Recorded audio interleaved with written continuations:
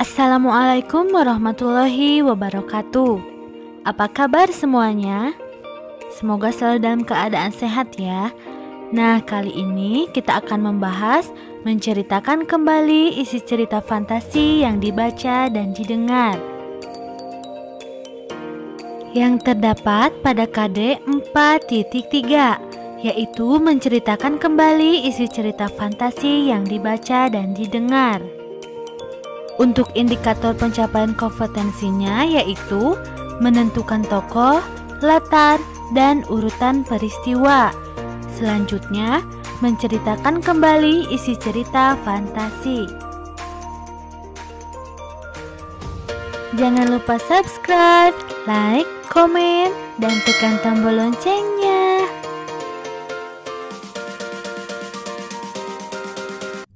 Yang pertama, menentukan tokoh, latar, dan urutan peristiwa. Tokoh cerita. Tokoh cerita adalah pelaku yang mengalami peristiwa dalam sebuah cerita. Biasanya pengarang menampilkan tokoh dengan berbagai perilaku dan karakter atau wataknya. Tokoh dibedakan menjadi beberapa kategori. Yang pertama, tokoh berdasarkan perilaku dan karakter atau wataknya. Ada protagonis dan antagonis. Protagonis adalah tokoh yang disukai, biasanya berwatak baik. Sedangkan antagonis adalah tokoh yang tidak disukai, biasanya berwatak jahat. Yang kedua yaitu tokoh berdasarkan perannya dalam cerita. Ada tokoh utama dan tokoh sampingan. Tokoh utama adalah tokoh yang memiliki peran penting dalam sebuah cerita, atau tokoh yang sering muncul dan banyak diceritakan. Sedangkan tokoh sampingan adalah tokoh yang memiliki peran tidak terlalu penting dan paling sedikit diceritakan dalam sebuah cerita. Selanjutnya yaitu latar cerita. Latar cerita adalah tempat, waktu, serta suasana yang menjadi latar belakang sebuah cerita atau peristiwa.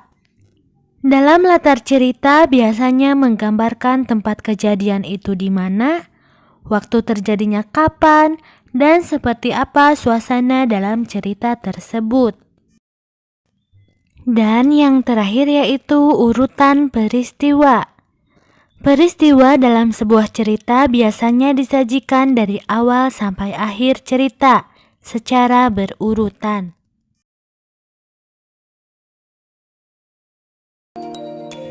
Nah, sekarang kalian buka buku paketnya dan baca cerita fantasi Ruang Dimensi Alfa dan Berlian 3 Warna yang terdapat pada halaman 54 sampai 58. Sudah selesai kan membacanya? Oke, kalau sudah, kita lanjutkan ke contoh soal berikut. Isilah latihan soal berikut berdasarkan pemahamanmu. Soal yang pertama, siapa tokoh dan bagaimana watak dari tokoh itu, serta jelaskan latar cerita dari cerita fantasi tersebut. Oke, kita bahas ya. Tokoh dalam cerita fantasi tersebut adalah Doni, Erza, dan Ardi. Watak tokoh Doni yaitu bertanggung jawab dan tidak mudah putus asa. Bukti pada teks. Aku yang membawanya, aku juga yang harus mengembalikannya.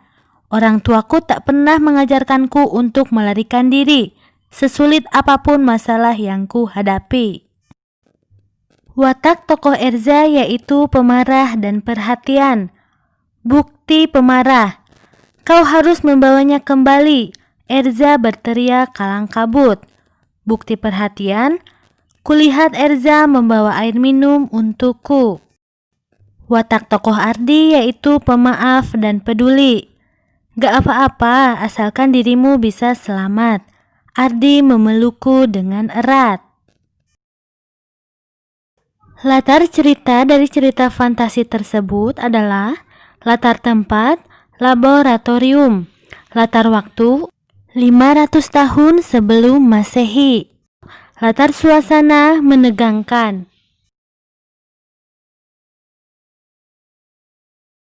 Soal yang kedua yaitu urutkan kejadian yang dialami Doni pada cerita tersebut. Peristiwa yang dialami Doni dalam cerita tersebut adalah Doni gugup dan bingung.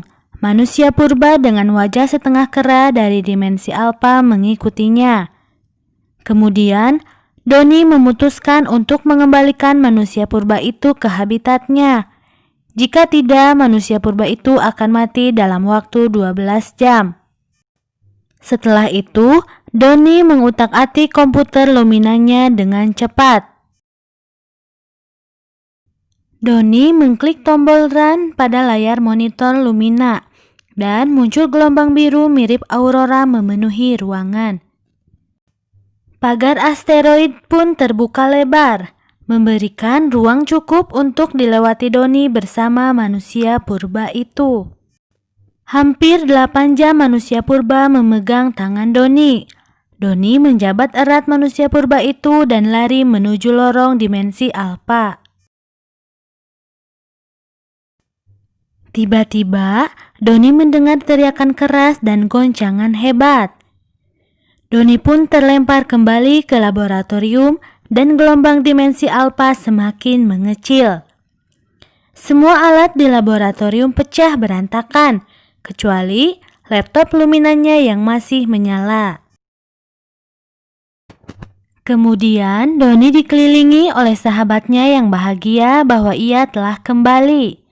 Ia berhasil menyelesaikan masalahnya. Dan manusia purba itu berhasil kembali ke habitatnya.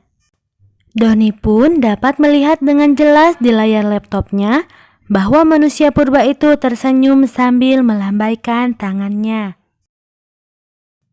Soal yang ketiga yaitu bagaimana proses terlemparnya Doni ke lorong dimensi alfa. Proses terlemparnya Doni ke lorong dimensi alfa adalah Doni mencoba mengutak-atik komputer Lumianya yang ada di laboratorium. Kemudian, Doni menekan tombol run. Setelah itu, muncullah gelombang biru dan terbukalah pagar asteroid. Lalu, dia masuk ke dalamnya dan pada akhirnya, Doni sampailah ke lorong dimensi alfa. Selanjutnya, kelompokkanlah kejadian mana yang mungkin terjadi di dunia nyata dan mana yang tidak mungkin terjadi dalam dunia nyata. Kejadian yang mungkin terjadi dalam dunia nyata adalah ruangan yang dipenuhi asap dan pohon-pohon yang meranggas. Peralatan di ruangan laboratorium pecah berantakan akibat goncangan hebat. Sedangkan kejadian yang tidak mungkin terjadi dalam dunia nyata adalah keberadaan manusia purba dengan wajah setengah kera yang mengikuti Doni. Adanya komputer yang dapat memindahkan makhluk hidup dari zaman yang berbeda. Adanya ruang dimensi alfa, terbukanya pagar asteroid, munculnya gelombang biru mirip aurora memenuhi ruangan laboratorium. Mengembalikan manusia purba ke 500 tahun sebelum Masehi. Dapat melihat manusia purba yang sedang tersenyum dan melambaikan tangan dari layar monitor laptop. Selanjutnya menceritakan kembali isi teks cerita fantasi. Langkah-langkah menceritakan kembali isi cerita fantasi yaitu: yang pertama, membaca cerita terlebih dahulu secara teliti. Yang kedua, merangkum atau mencatat hal-hal yang dianggap penting dari cerita tersebut, seperti tokoh-tokoh dalam cerita, latar cerita, dan peristiwa dalam cerita. Selanjutnya, mengingat dan membuat kembali cerita tersebut dengan kata-kata sendiri, dan menceritakan kembali cerita tersebut. Nah, sekarang tugas kalian adalah Bacalah cerita fantasi yang berjudul Berlian Tiga Warna, karya Vanessa Miftahriani, yang terdapat dalam buku paket halaman 56-58. Kemudian kalian kerjakan tugas berikut dengan tepat dan benar. Ayo semangat! Nah, itulah pembahasan kita kali ini. Mohon dimaafkan ya apabila ada kesalahan. Terima kasih. Assalamualaikum warahmatullahi wabarakatuh.